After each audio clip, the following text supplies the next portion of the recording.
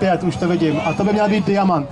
Já se vám přiznám, že já se tady v těch parašutistických výkonech moc nevyznám, ale říkali mi kluci, než odletěli, mimochodem je tam i slečna, já vám všechno potom k tomu řeknu, tak pokud to nebude turbulentní, uděláme diamant, tak tohle by podle mě měl být diamant.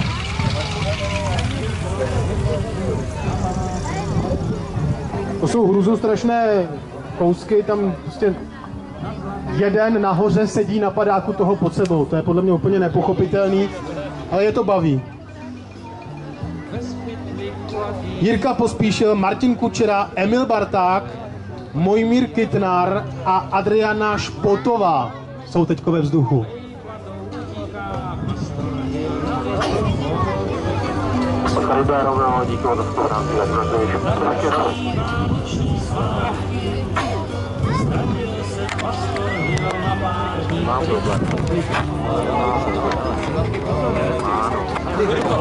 Tak, teď.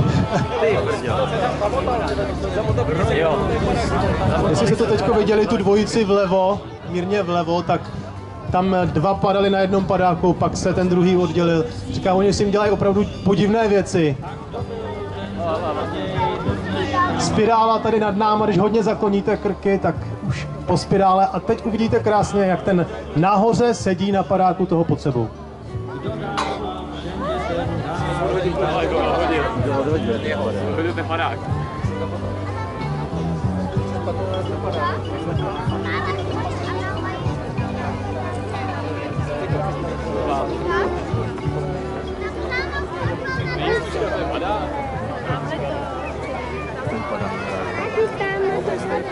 Tady ten tak ten závodí.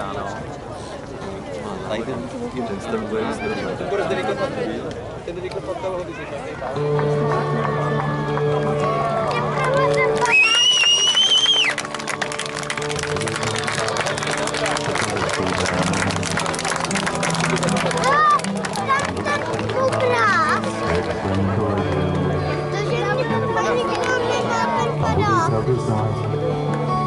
Tak členové týmu Czech Para CRV nebo CRW tým, Mojmír Kytnar, Adriana Špotová,